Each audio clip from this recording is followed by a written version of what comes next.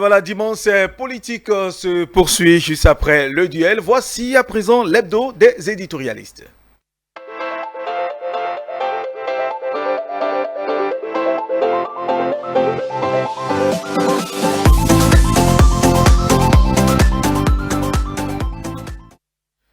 L'hebdo des éditorialistes de ce dimanche 2 mai 2021 a pour invité Mounachiro Zouberou, rédacteur en chef de l'autre quotidien.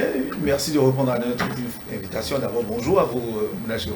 Bonjour Théodule, bonjour aux téléspectateurs et téléspectatrices de télé. Et aux auditeurs de OCFM, puisqu'on est aussi en direct. Et aux auditeurs de Océan FM. Merci à vous. Ce fut aussi un plaisir. Très bien, merci de répondre à notre invitation. Avec vous, nous avons Rodrigue Rodé, directeur du site L'Expression. Bonjour Rodrigue. Bonjour Théodule et bonjour, un coucou à tous vos téléspectateurs et aux auditeurs de OCF. Très bien.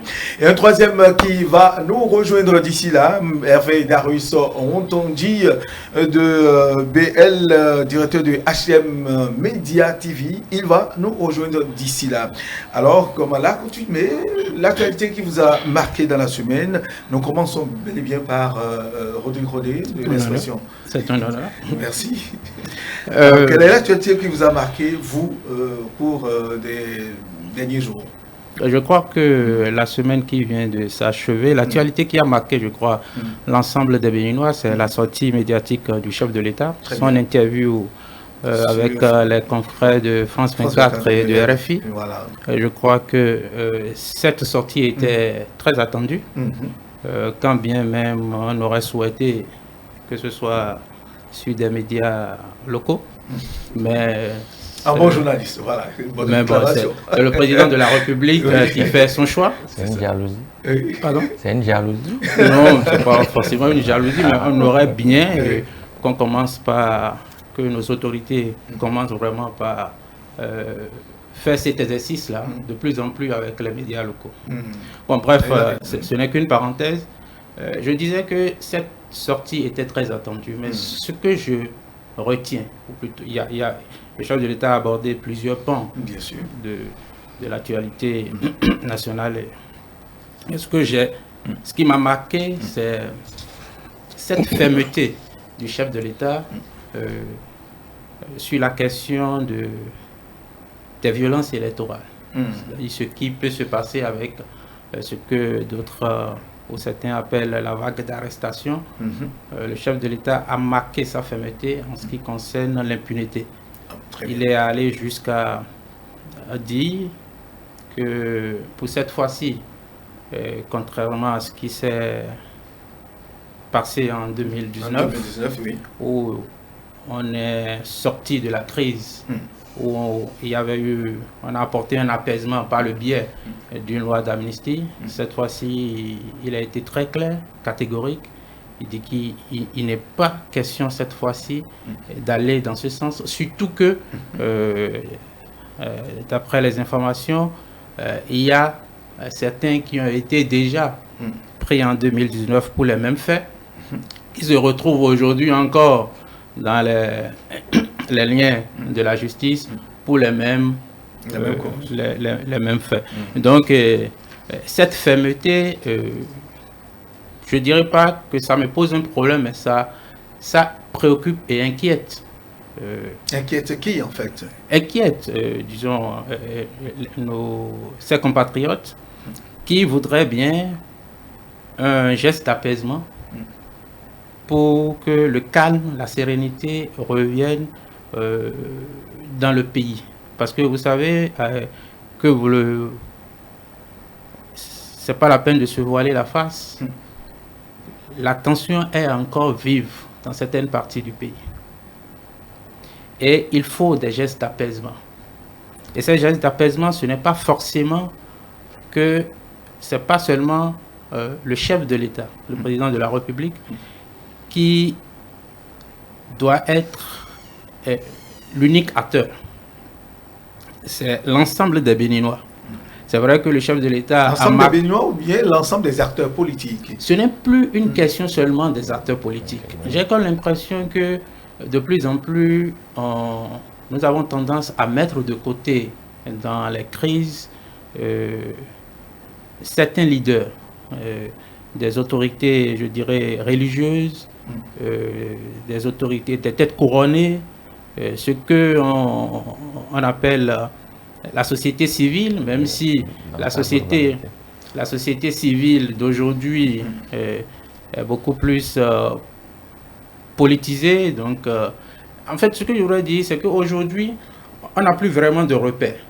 Il faut qu'on retrouve ces repères, des personnes capables de venir agir, de jouer le rôle de médiateur quand deux camps s'opposent, de venir apaiser des tensions, de pouvoir être capable de parler à deux camps, être capable d'être accepté par deux camps. Il faut qu'on puisse arriver à retrouver, parce que par le passé, ça a été le cas. Mais aujourd'hui, la plupart des acteurs, que ce soit politiques, religieux, de la société civile, qui pouvaient jouer ce rôle, d'une manière ou d'une autre, se retrouvent étiquetés politiquement et tout va à l'eau. Et donc, pour vous, le ton de la fermeté que le président a adopté était, pour vous, c'est un peu fort?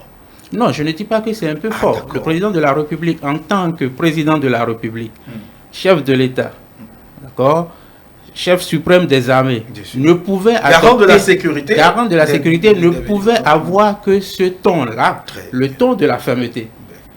Demain, ça peut changer compte tenu des acteurs qu'il aura devant lui.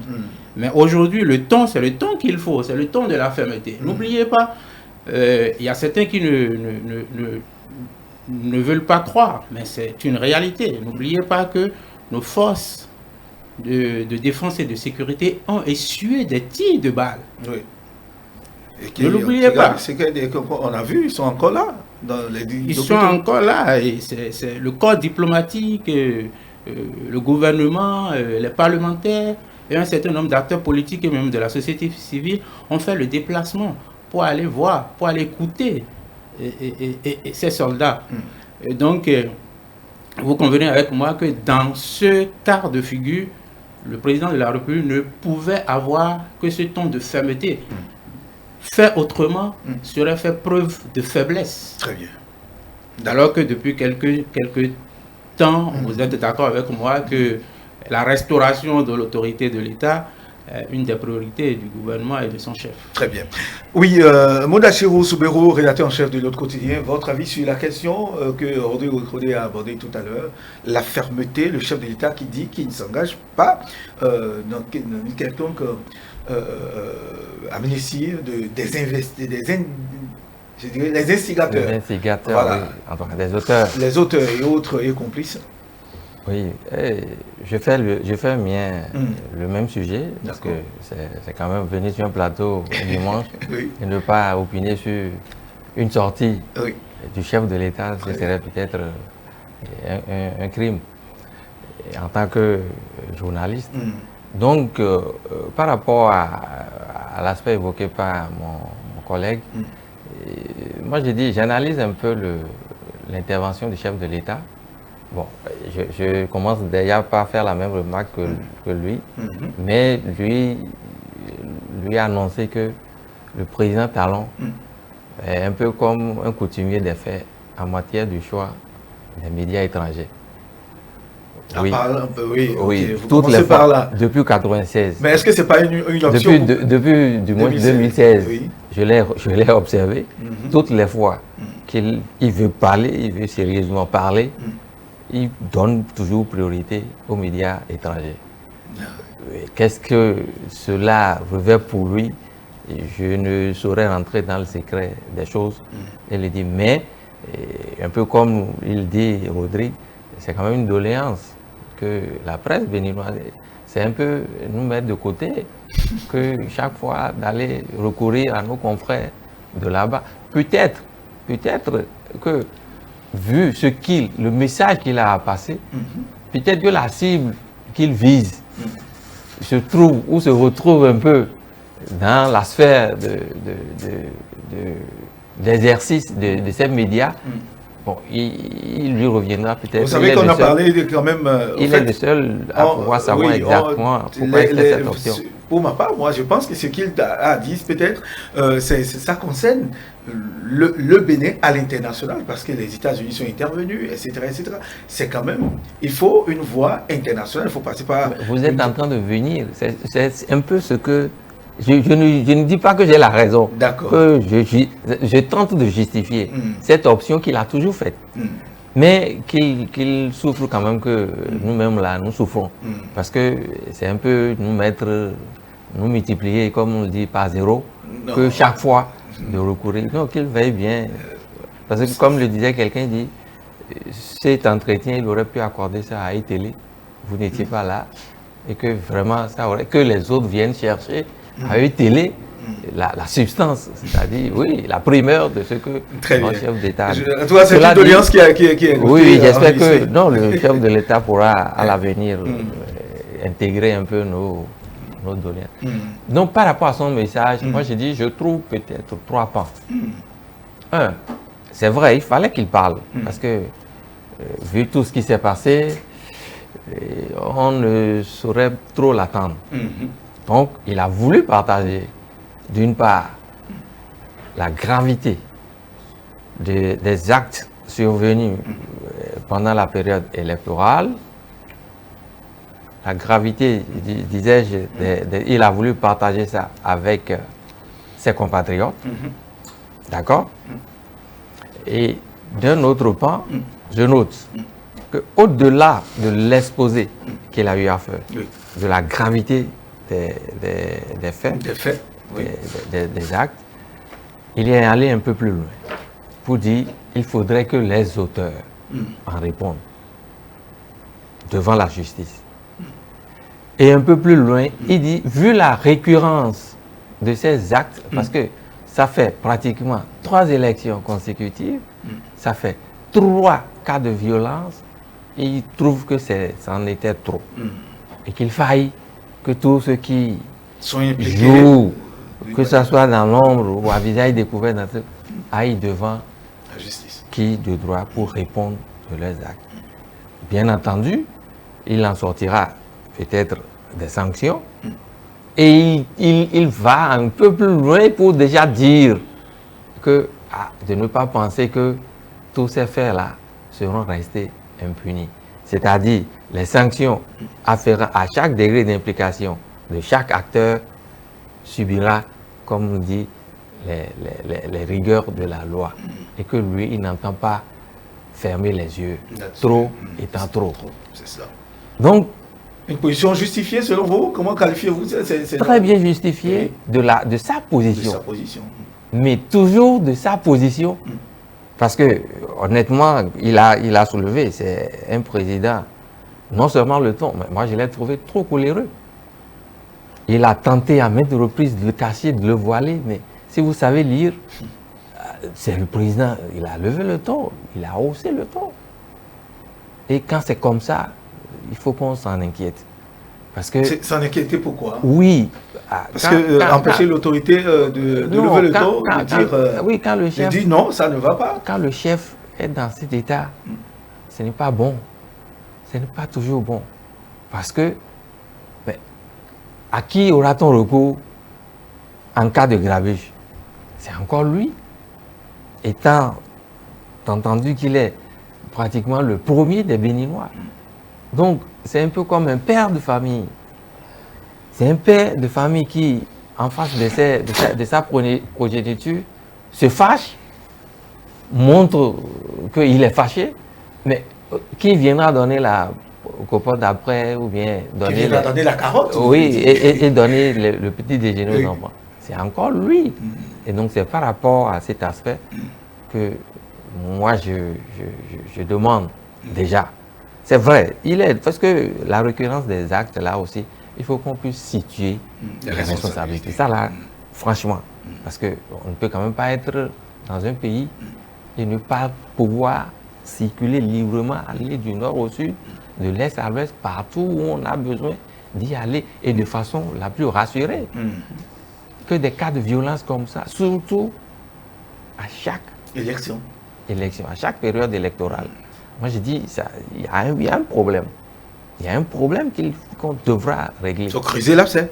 Et c'est pourquoi déjà je demande au chef de l'État, au-delà du fait que c'est vrai, il y a des acteurs, c'est vrai, il y a des gens qui ont mal agi, ils se sont mis de travers par rapport aux lois de la République.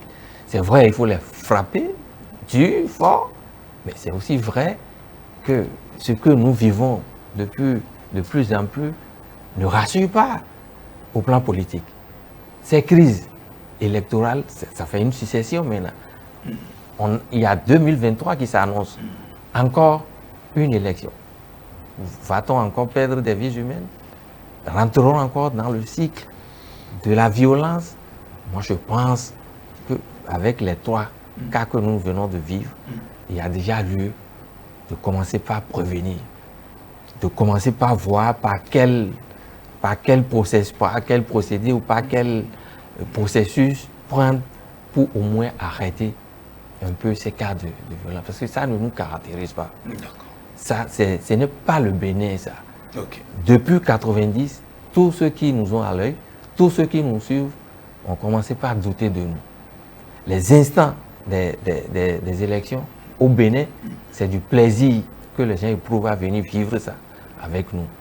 C'est les moments où, avec la guerre des idées, c'est-à-dire en pleine campagne électorale, vous allez voir des caravanes de plusieurs candidats qui vont se croiser l'une à l'autre, se lancer les logos et se faire chose. Et le soir, autour des pots, c'est encore presque les mêmes acteurs. Vous voyez. Merci, Monacho. Donc, franchement, il faut qu'on retrouve forcément ces ambiances-là. Ça nous a caractérisé. Et j'ose croire que jusqu'à nouvel ordre, il faut que cela soit une caractéristique du Bénin. Très bien. Merci à vous, Sovero Moulachiro. Je vous l'annonçais, Hervé Darius Rontondi de HM Media TV nous a rejoint. Hervé Darius Rontondi, bonjour. Bonjour. Merci de répondre à notre invitation. Merci. Malgré le retard, vous y êtes quand même. Oui, je suis là, j'ai rattrapé quand même. Merci beaucoup. Alors, vous avez suivi Rodrigue et Moulachiro, la sortie du chef de l'État sur France 24 et RFI, l'impunité sur... c'est-à-dire l'amnistie sur un terrain sur lequel le chef de l'État dit ne pas s'engager parce que ça devient trop récurrent. Il faut aujourd'hui situer les responsabilités pour ne pas vivre d'autres situations plus tard. Et la position des uns et des autres, vous les avez suivis, la vôtre à présent. Ben merci Théodule pour l'invitation. Je prends le train en marche et je remercie les téléspectateurs de nous suivre. Bonjour aux confrères qui étaient là avant moi. Bonjour. Je voudrais saluer l'exercice du chef de l'État. Je voudrais saluer cet exercice. Quoique je l'ai trouvé difficile. J'ai trouvé l'exercice difficile dans un premier temps parce que j'ai retrouvé en face du président Talon 2 personnes qui n'étaient pas forcément venus en journaliste, mais qui étaient venus avec des positions avant-gardistes, avec des positions tranchées, 2 personnes qui, avec l'expérience de l'exercice du métier qu'on leur connaît, eh bien, à mon avis, étaient venus un peu avec trop de préjugés. Ils n'étaient pas venus, à mon avis, pour chercher l'information, la vraie, la bonne, auprès de Patrice Talon, mais ils étaient venus un peu comme pour venir crucifier Patrice Talon sur l'autel de ce qu'eux, ils pensent. Donc j'ai trouvé l'exercice un peu difficile pour Patrice Talon. Mais il s'en est sorti avec son courage et sa détermination que je lui ai toujours salué. Il s'en est sorti parce qu'il n'est pas allé dans certains travaux où les journalistes voulaient le conduire. Ils voulaient l'amener à dire un certain nombre de choses qui n'étaient pas forcément ses dires, qui n'étaient pas forcément ses pensées. Et sur la question de l'impunité, pas forcément de l'impunité, de la nécessité à agir pour empêcher que les actes de cette sorte-là, les actes à l'image de ce que nous avons vu 1, 2, 3 fois déjà ne se perpétuent. C'est de ça dont il s'agit. Et là, je suis entièrement d'accord. Parce que figurez-vous, on ne va pas. Vous et moi, nous sommes béninois. J'ai dit quelque chose en 2019, au lendemain des manifestations du 1er et 2 mai. J'ai dit, moi j'étais dans la rue, j'étais sorti pour mes courses, j'étais sorti pour mes activités. Des badauds m'ont empêché de bouger. ils ont immobilisé ma voiture. Ils ont mis un pneu devant moi. Mais moi, j'étais sorti librement pour vaquer à mes occupations. J'avais rien à voir avec eux. Pourquoi cela devait être ainsi? Pourquoi vous et moi, en citoyens béninois, nous ne pouvons pas circuler librement juste parce que quelqu'un ne participe pas à une élection ou le parent de quelqu'un n'est pas aux affaires ou parce que quelqu'un a pris de l'argent ou bien on lui a demandé de se mettre dans la rue? Pourquoi ça devait être ainsi? C'est pas normal. Et ça s'est fait une première fois. Une deuxième. On va croiser les bras et dire oui, démocratie. Et dire oui, état de droit. Et que les gens saccagent ce que vous et moi contribuons à mettre en place, les routes que les gens détruisent. Ce sont vos impôts à vous et moi qui font ces routes-là. C'est les taxes que nous payons sur l'eau, sur l'électricité, ainsi de suite, qui permettent de faire ça. Et parce que quelqu'un n'a pas son frère, son parent ou un ami au pouvoir, il se lève et détruit ces infrastructures-là. Et est-ce qu'on va nous demander aujourd'hui de croiser les bras? On va demander au président de se taire. Et que les gens continuent de faire ça. Parce qu'on dit, parce que l'opposition n'aurait pas participé à une élection. Il faut laisser les gens faire. Et ce qui me fait mal, c'est que ce ne sont pas, contrairement à ce que les gens ventilent et ce qu'ils disent, contrairement à ce que nos confrères de France 24 et RFI ont voulu faire dire, ce ne sont pas, Théodule, les populations qui manifestent. Je le dis et je le répète toujours. Ce ne sont pas les populations qui manifestent. Vous savez ce qu'on appelle manifestation d'une population? Si la foule, si les Béninois étaient réellement mécontents de Patrice Talon et qu'ils voulaient manifester, quand la foule va se lever de Akpakpa, on ne l'arrêterait pas encore à Étoile. C'est ça une manifestation de la population. Mais lorsque je circule librement le jour de l'élection, le dimanche de l'élection, je circule librement. Et c'est arrivé à Godomé que je rencontre un groupuscule de 25 personnes avec des pneus, des branchages, qui crient 5 ans, c'est 5 ans. Ce n'est pas la population, Théodule. C'est ça. C'est pas ça. Et donc, pour vous, de toutes les façons, il faut fouiller que les acteurs impliqués de près ou de loin répondent. Mais oui, Théodule. Oui. Mais oui, chers amis. Sinon, demain, vous et moi ne pourrons pas sortir de chez nous. Ça devient récurrent. Oui, c'est-à-dire... La récurrence est à étouffer. Il faut situer les responsabilités. Et ce que je voudrais dire, c'est ceci. Il ne faut pas que les gens confondent les choses. Patrice Talon ne se substitue pas à la justice béninoise. Non. La justice est en train de faire son travail. Ce qui, d'ailleurs, nous met dans une position nous amène à faire un peu attention par rapport à tout ce que nous... La justice est sur le dossier. Regardez, ce que je dis, c'est ceci. Il y a tous les jours nos amis, nos parents, nos frères qui sont interpellés, je dis tous les jours, où qu'ils soient, pour de petits actes. Pour de petits actes. Quelqu'un est dans son atelier en train de travailler, la police vient et va le chercher. On prend même des gens dans les marchés. Pour des actes qu'ils ont commis ou qu'ils auraient commis et qui les interpellent. On va les chercher, on leur pose des questions. On leur demande, qu'est-ce que vous savez de telle chose? Si il y a nécessité de les garder, on les garde. Ça se passe tous les jours, chez nous et partout ailleurs. Pourquoi un jour, lorsque quelqu'un est interpellé, on commence par crier juste parce que c'est un homme politique? Qu'est-ce qu'il dit que les hommes politiques, eux, ne commettent pas de travers? C'est ça. Très bien, ne le dit. Merci. Ouda, vous avez suivi, avant qu'on aborde l'autre aspect de cette interview du président de la République, votre avis sur la réaction d'Hervé Daruys-Fontaine? Oui, le collègue est un peu allé dans le même sens que nous, parce que, et ça, je crois que celui qui a le bon sens ne peut pas dire autre chose, vu ce qui s'est passé, vu là où nous allons. Mais au-delà de ça, le pays, il demeure le nôtre. C'est-à-dire, moi par exemple, je n'ai pas deux nationalités. Je ne peux pas me réclamer d'ailleurs que d'ici. Et par rapport à cela, je ne saurais quand même admettre que cela se perpétue. Voilà. C'est vrai, il faut le déplorer au fort de son expression. Mais c'est quand même une crise. Cela devient une crise politique. Mais on ne va pas régler une crise politique nous ne sommes plus capables. Et tout à l'heure, Rodrigue faisait allusion à ces gens de personnalité dont regorgeait le pays, à ces gens de génie dont le pays avait toujours besoin, à ces heures les plus graves, les plus dures. De vous à moi, on va continuer comme ça. Oui, voilà, puisque en voilà une crise. Il dit qu'il est disposé au dialogue, mais il n'ira pas sur un terrain d'impunité ou d'amnistie. Je réaffirme, quiconque se retrouve dans ces travers, quel que soit le degré de son implication, la justice est là, elle fait son travail, on lui flanque ce qu'il mérite en retour.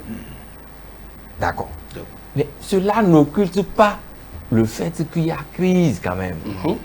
Ça, ne pas le méconnaître, c'est se voiler soi-même la face. Nous avons en face de nous une crise. Je disais, il y a un malaise, mais c'est plus qu'un malaise là. C'est une crise politique. Mais on va se taire. En face d'une crise politique, ça va durer combien de temps? Les arrestations sont là, en cascade. Bientôt, ils passeront peut-être devant le juge. La sanction va... Mais est-ce que ça remplace ce que nous avons là? À mon avis, non. D'accord. Nous avons là pratiquement une crise politique à régler, absolument. Très bien. Je ne sais pas comment nous allons nous y prendre, mais il faut quand même régler, il faut que ça cesse. Très bien. Les élections qui viennent, on ne peut pas encore les aborder, la peur au ventre et se dire ou espérer encore en perdre des compatriotes. Très bien. Parce qu'à chaque fois, il y a mort, il y a mort. Voilà. Il y a des pertes de vie. Oui. Non, je voudrais aller compléter un peu ce que Moula Chirou est en train de dire par rapport à l'existence d'une crise politique. Mais il faut dire que il faut déjà chercher en fait. Et ça, c'est beaucoup plus la classe politique qui doit travailler à ça. La crise politique que nous déplorons aujourd'hui est partie d'où? Je crois que c'est parti des réformes. Des réformes qui n'ont pas été acceptées par l'ensemble de la classe politique. Mais je dis une chose, c'est pas parce que je ne suis pas d'accord avec une réforme politique que je suis appelé à m'organiser et à mettre en péril la sûreté de l'État et la stabilité du pays. Quand vous glissez du terrain politique et que vous allez sur ce terrain, vous n'êtes plus sur le terrain politique. Et je crois que toute crise politique se règle par une solution politique. Mais ce qu'on a vécu, vous imaginez des militaires qu'on envoie sur le terrain pour dégager une voie et qui essuient des tirs, des coups de feu. On n'est plus sur un terrain politique. Des coups de feu, on ne dira pas venus de la population. Non, pas du tout. C'est pas la population. C'est pas du tout la population. Mon confrère disait tout à l'heure, si c'est une manifestation de population, on en a vu dans ce pays. Même la police ne peut arrêter ça. Mais ce qu'on observe, ça c'est mon avis, j'en assume, ce qu'on observe, c'est des groupes organisés à des fins précises. Qu'on observe. Tout à l'heure, on a parlé d'un groupuscule de 25 personnes qu'on a croisé par exemple. Moi, j'étais à l'intérieur du pays cette semaine, j'ai écouté des gens. J'ai écouté des gens. Ce n'est pas forcément ce qu'on appelle les populations qui sont aujourd'hui comment dire, ciblées par la justice. C'est ça. Par les enquêtes diligentées par le procureur spécial de la Criette. Non, c'est pas forcément ça. Ce qu'il y a, il faut, peut-être on va attendre que la procédure enclenchée aille à son terme. Parce qu'on fait beaucoup de spéculations aussi autour, et ça arrange ce que ça doit arranger. Mais moi, je le précise, quand la crise politique quitte le terrain politique pour aller sur ce qu'on a vécu, c'est extrêmement grave. Très grave. Et c'est là où c'est comment dire, le pas à ne pas franchir. Merci à vous. Nous allons évoluer toujours par rapport à cette sortie du chef de l'État sur France 24 et RFI pour aborder l'autre sujet, Hervé Darius Ontodi, qui vous a aussi intéressé. Le mandat du chef de l'État, c'était la sortie presque à la fin de l'émission. Les collègues de RFI et de France 24 lui ont posé cette question, celle de savoir si c'est son deuxième et dernier mandat. Il a été ferme. Et il a répété que les Béninois tiennent beaucoup au nombre de mandats. Et qu'il fera, c'est le dernier. Vous avez voulu en parler aussi. Oui. J'ai dit quelque chose à l'entame, je ne voudrais pas y revenir. Parce que j'ai mon appréciation sur la façon dont l'émission a été conduite. Oui. Vous y revenez toujours. Non, nous sommes tous journalistes. Heureusement que le chef de l'État aussi c'est pas au-delà de tout. Oui. Reconnaissons qu'ils sont dans leur rôle. Parce que, oui. Merci. Oui. Ils sont dans leur rôle. Celui-là qu'on leur connaît de plus en plus. De plus en plus. Ils sont dedans. Et je voudrais quand même signaler que Patrice Talon aime bien cet exercice. C'est l'exercice dans lequel on le bouscule.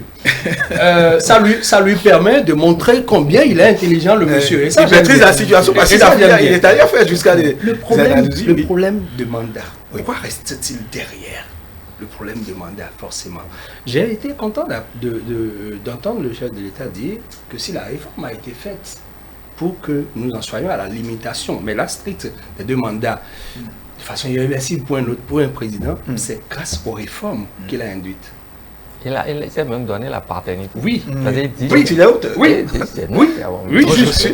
Oui, justement. C'est une précision qu'il fallait donner. Oui, la réforme qui aujourd'hui amène à comprendre que plus que 2, il n'y en a pas là. C'est la réforme à l'arrivée de Talon. Et là, moi j'ai toujours... Je peux me tromper sur l'homme, je ne le connais pas assez. Mais j'ai toujours vu en ce monsieur quelqu'un qui ne voudrait pas s'accrocher au pouvoir. Je ne sais pas pourquoi il le ferait. Je ne vois pas en lui, c'est-à-dire l'homme, le feeling que je lui connais. Vous savez, les hommes qui ont le feeling, qui ont la notion du beau, de l'esthétique, ne font pas certaines choses. Parce que s'éterniser au pouvoir, chercher à s'éterniser au pouvoir, c'est vilain en fait. Et lui, il n'est pas vilain. Il ne fait pas de vilaines choses. Donc je ne pense pas qu'il puisse aller dans ce sens-là. Je ne le pense pas. 2 mandats, ce sera 2 mandats. Si nous en sommes aujourd'hui à un second mandat de Patrice Talon, moi je peux vous certifier qu'au départ, quand il a dit qu'il ne ferait qu'un seul mandat, il était vraiment dans cette dynamique-là de ne faire qu'un seul mandat. Vous et moi savons que c'est l'évolution des choses, que la situation qui fait qu'aujourd'hui Patrice Talon se retrouve dans un 2e mandat. Ce n'est pas comme eux, ils ont voulu le dire, il n'a jamais dit quelque part que le peuple a suscité, que le peuple... Non, il n'a jamais dit ça. Mais vous savez combien d'essais d'arrangement de réforme, d'essais d'arrangement de situation nous ont conduit là et que nous sommes obligés aujourd'hui de le voir dans un 2e mandat. Un 2e mandat qui, dans la réalité, pour la majorité des Béninois, ne gêne pas. Sinon, en réalité, qu'est-ce qu'on reproche à l'homme aujourd'hui? Qu'est-ce qu'on lui reproche? Moi, j'ai vu un président comme j'aurais voulu voir tout autre en train de travailler pour le pays. Je vois des choses se faire. Je constate des choses qu'on peut ranger dans les indices de développement. Et pour moi, et pour beaucoup de Béninois, je crois que c'est ça qui est important. Ce n'est pas que quelqu'un doivent à l'État, ce n'est pas que quelqu'un refuse de répondre de ses actes et aille se cacher dans un pays qui les protège et qui les garde et se dise en exil et qu'on veuille à tout prix, qu'on dise il faut faire revenir les gens, il faut faire revenir les gens. Quand ils vont venir là, ils vont faire quoi? Ils vont passer dans chaque maison pour nourrir les Béninois? Non. Quand ils vont revenir, il va falloir que chacun travaille à ce que le Bénin se développe et qu'on voit ça. Qu'on constate que le Bénin surtout que beaucoup d'entre eux ont eu à faire de l'expérience. Donc nous sommes encore là, nous avons été là, on n'est pas né d'hier, et on a été là, on a vu. Aujourd'hui, on peut comparer. On peut comparer. Très bien. Moi, je ne donne pas de note à chacun, mais nous sommes là, vous et moi, nous avons vu, et aujourd'hui, nous voyons. Demain, nous ferons le point, nous ferons le bilan. Patrice Talon, il l'a dit, il a pratiquement dit comme une promesse faite en 2026. Non, il ne se mettra pas dans ce vilain jeu-là de vouloir s'éterniser. Il aura fini. Très bien. Rodé, votre avis sur la question du mandat? Vous savez, par rapport à cette question, je dis toujours, c'est un faux débat. Un faux débat, pourquoi?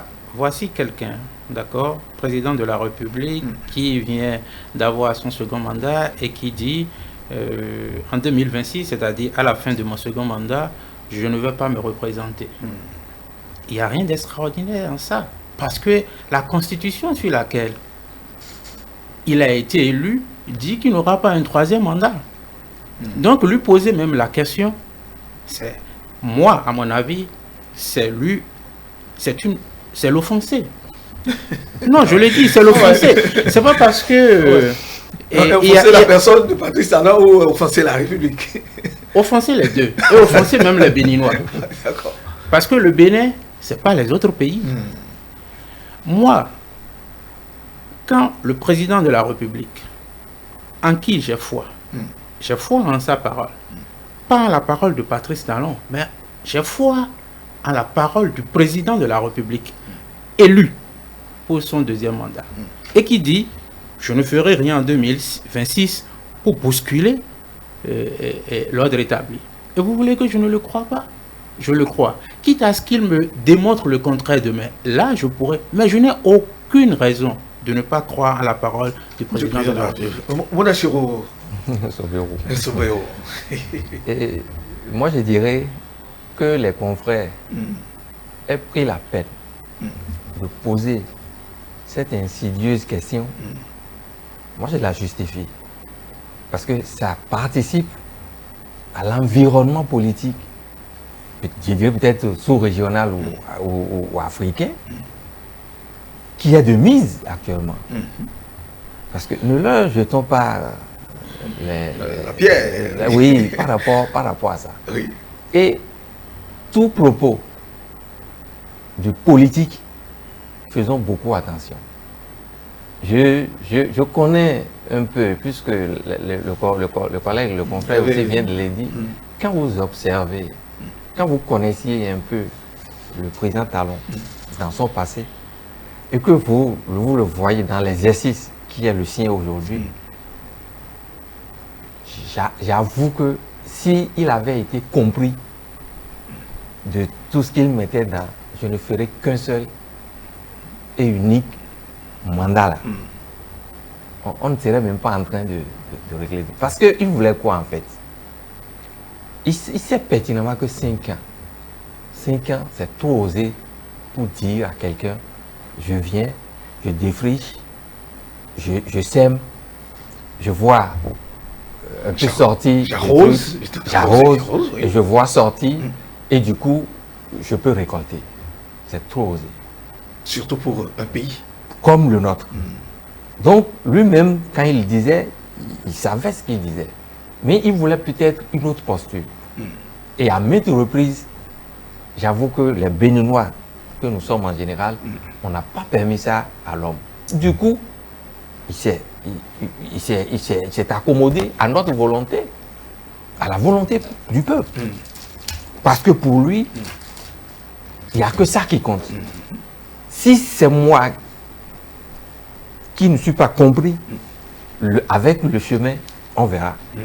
Et effectivement, on a vu, parce que quand il a commencé, et quand tous on a commencé par voir, il s'est dit, ça là, il me faut encore un tout petit peu de temps pour pouvoir pousser un peu plus loin ce qui a démarré. Et qui, avouons-le, quand même, plaît un peu. Même si ça ne satisfait pas tout le monde. Ça ne peut pas satisfaire tout le monde. Puisque c'est une œuvre humaine. Malgré tout ce que nous voyons même de beau et de conséquent, il y a encore quelques coquilles qu'on y retrouve. Donc du coup, le président Talon était obligé de solliciter un second mandat. Et pour qu'il connaisse dans sa tenue, comme l'a dit l'ami, je ne crois pas qu'il en sera quelqu'un qui voudra d'un autre. Et quand il dit c'est nous qui avons. Parce que n'oubliez pas comment est-ce que c'est venu. À maintes reprises, on a tenté de le faire, on n'a pas pu. Et c'est venu tel que c'est venu. Il a dit, il assume, il dit, c'est nous qui. Quelqu'un qui a mis ça dedans.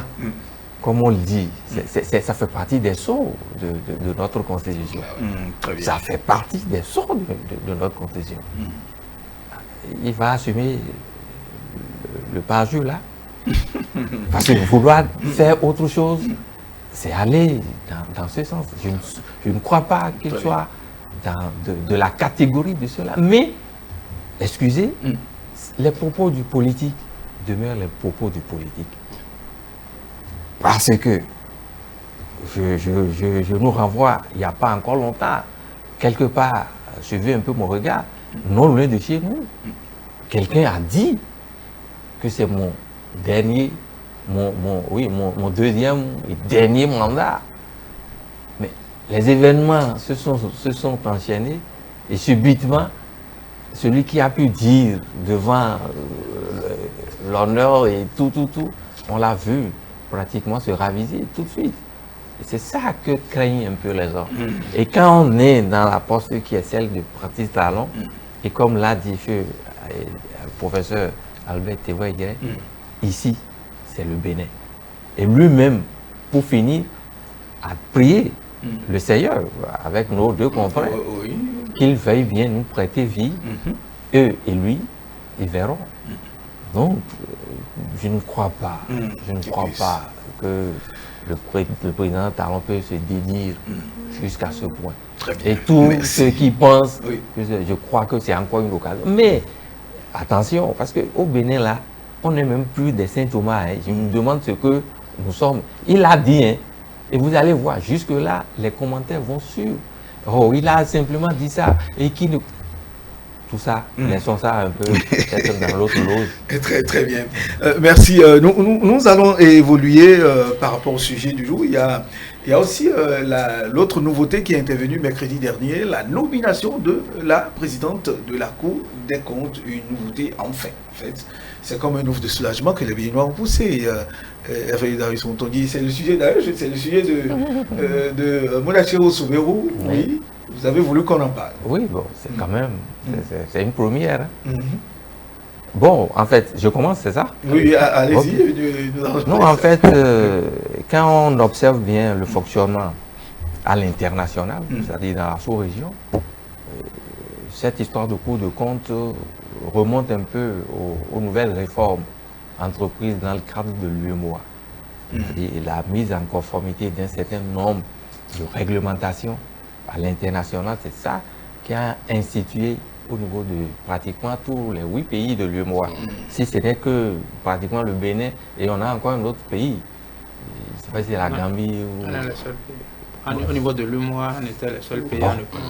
Donc c'est maintenant pratiquement que nous venons de prendre le pli. Parce que ça faisait pas, c'était en lieu et place de la cour où on avait une chambre.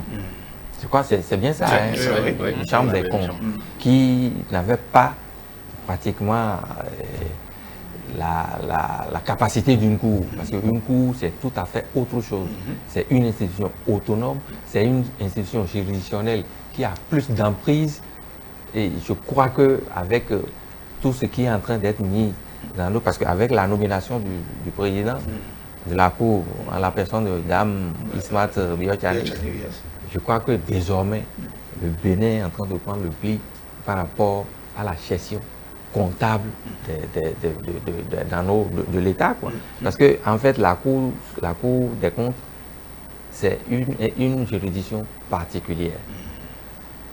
Vous n'êtes pas sans savoir qu'on est, dans nos pays, on est coutumier des gestions hasardeuses des finances publiques. On va de coq à l'âne. Quiconque qui aborde peut-être un titre de comptable se croit tout permis. Désormais, ah oui, ça ce serait un autre regard qu'il faut avoir. Oui, merci Monachiro Souberou. Hervé Darius, vous dit votre avis sur cette nomination, en fait? Je pense que c'est un acte de responsabilité majeure. C'est un acte de responsabilité que de procéder à la nomination de la présidente de la Cour des comptes. Je ne dirais même pas seulement à la nomination, mais à l'installation réelle de cette Cour. C'est un acte de responsabilité majeure. Vous avez vu un peu du côté de nos finances, vous avez vu les efforts qui sont faits depuis quelque temps pour améliorer le climat économique de notre pays. Vous avez vu, je ne parlerai pas d'éloge, mais vous avez vu un peu la reconnaissance qui nous est faite quant à l'assainissement de nos finances publiques, quant à la façon dont nous conduisons les choses aujourd'hui et qui augure d'un avenir prometteur pour notre économie et nos finances. Donc, il fallait à partir de ce moment-là qu'on responsabilise les gens qui vont se charger de cette gestion-là, qui vont avoir un regard beaucoup plus sur la question, quitte à ce que les choses évoluent correctement. Vous savez, on a tergiversé, on a balbutié pendant longtemps par rapport à la nécessité ou non d'avoir une Cour des comptes. Ça a fait débat, on s'est même chamaillé, on s'est querellé par rapport à cette histoire-là pendant longtemps. Mais vous savez, lorsque quelque chose va dans l'intérêt du pays, lorsque quelque chose va dans l'intérêt des populations, il faut le faire. Très bien, ça coûte. Quoi que coûte les critiques et commentaires, et je pense que j'ai été très heureux de constater que désormais, c'est effectif, c'est un pas de plus que nous franchissons. Voilà. Très bien. Rodrigue Rodé, même position, certainement. Oui, c'est heureux parce que je connais des organisations de la société civile qui se battaient depuis des années pour que la création de la Cour des comptes soit effective et soit une réalité. Et maintenant, c'est le cas. Et n'oubliez pas que l'effectivité de cette Cour ne vient que nous conforter dans une union, l'UMOA, à laquelle nous appartenons. C'est une directive de l'UMOA qui exigeait la création des cours de compte au niveau de ces pays membres. Et nous avons longtemps tergiversé là-dessus au Bénin, à telle enseigne que tous les autres pays ont déjà fini avec ça. Mais la question qui se posait en son temps, c'était qu'il fallait toucher à la Constitution pour pouvoir réparer, disons, ces... Je peux plus, nous avons moins de 5 minutes. Ah ok, d'accord. Donc il fallait vite faire réparer. Et vous savez, et ça aussi c'est une qualité du président de la République, il n'aime pas trop tergiverser. N'oubliez pas avec ce qu'il a fait avec les chefs-lieux des départements, il n'aime pas trop tergiverser. Donc dès qu'il a eu l'opportunité, il a foncé. Et avec l'occasion de la révision de la Constitution, ça a été réglé, la procédure a été... De toutes les façons, toutes les conditions étaient réunies. Et puis, ce qui me réjouit, c'est que je crois qu'il a trouvé la bonne personne à mettre. Pourquoi? Parce que Madame Yotchane Ismat était déjà la présidente de la Chambre des comptes. Donc, c'est un peu comme une continuité. Dans une nouvelle dynamique. Très bien. Et pour qui connaît un peu là-dedans, parce que j'ai lu son CV, elle s'y connaît. Elle s'y connaît. Ah oui, ça elle est magistrat de formation, elle a un parcours. Alors, nous n'allons pas partir, puisque nous avons moins de 4 minutes, nous n'allons pas partir sans parler de nous, c'est-à-dire de la presse, puisque demain, 3 mai, c'est la journée internationale de la liberté de presse. Védarius Moutoni, Rodrigue a voulu qu'on en parle. Ça nous concerne tous. Védarius Moutoni, oui, Rodrigue, vous avez voulu qu'on en parle. Oui, j'ai voulu qu'on en parle parce que vous savez, comme j'aime le dire, la presse, c'est l'enfant malade. Et vous pensez? Oui, c'est l'enfant malade, l'enfant rejeté, l'enfant. C'est l'enfant malade, l'enfant mal aimé. On a recours à nous quand on en a besoin. Quand on n'a pas recours à nous, nous sommes les maudits, nous sommes les pestiférés. Et je crois que moi, je vais lancer plutôt un appel, pas aux politiques, pas aux opérateurs économiques, mais plutôt à mes confrères. Qu'ils soient patrons de presse ou journalistes, pour qu'on se regarde, on se mire, comme on le dit, qu'on se dise la vérité. Parfois, on a trop tendance, quand les gens décrivent nos pratiques, ou plutôt les pratiques d'un certain nombre parmi nous, parce que vous savez, dans toute corporation, il y a des brebis galeuses. Très bien. Mais ce que les gens regardent, c'est pas ce que vous faites de bien. C'est ce qu'il y a de mauvais. mauvais. Ce qui est sur votre appel est d'abord tombé. Il n'y a rien que des responsables d'organes de presse qui sont d'abord ici tout de suite. Vous êtes les premiers, ensuite les autres qui nous écoutent. Oui, donc moi je voudrais que, au lieu de nous accrocher à ce que tel dénonce en ce qui concerne la presse, qu'on se regarde droit dans les yeux, qu'on se dise, ça là, c'est une plaie chez nous. Comment faire pour la penser? Comment faire pour aller de l'avant? Comment faire pour que nous-mêmes, on puisse nous retrouver dans tout ce qui se passe? Très bien. Parce que cette affaire de quatrième pouvoir, moi, ça m'a fait toujours sourire. On n'a aucun pouvoir. Aucun. Oui, Mona Chirou Souberou, vous avez 45 secondes. Je ne peux pas dire, moi j'ai minutes. Honnêtement, je n'avais même pas envie, la preuve, je ne l'ai même pas proposée. Et puisque vous en parlez, parce que moi, ça me... C'est-à-dire qu'on a tellement de problèmes que même cette journée qui nous est dédiée, je me demande ce qu'on en fait. Regardez, je ne prends qu'un seul exemple, la carte de presse. Au jour d'aujourd'hui, il y a certains confrères qui ont le Sésame en main, qui est périmé, qui est arrivé à expiration. La carte, vous l'avez? Moi, je l'ai. Vous l'avez? Oui, et elle est même actuelle. Oui, je l'ai. La nouvelle? On en fait quoi? Oh! Ce qui est un peu dérangeant, c'est qu'actuellement, quand vous avez la chance d'avoir affaire avec certaines structures, on vous l'exige. Et en bonne et due forme. Même devant la justice. C'est la première des choses que l'officier de police judiciaire demande, en cas de presse. Donc, au jour d'aujourd'hui, il y en a qui ont le truc en main, mais périmé. À quand le renouvellement, son renouvellement? Ils se demandent, c'est-à-dire c'est devenu pratiquement une messe pour eux qu'il faut demander tous les matins. Parce qu'ils ne savent pas à quel sens se vouer. Voilà un truc qu'on a pratiquement lié à nos élections professionnelles. C'est quand le renouvellement de la RAC approche qu'on pense, alors que il y a une commission pour ça. Pour ça.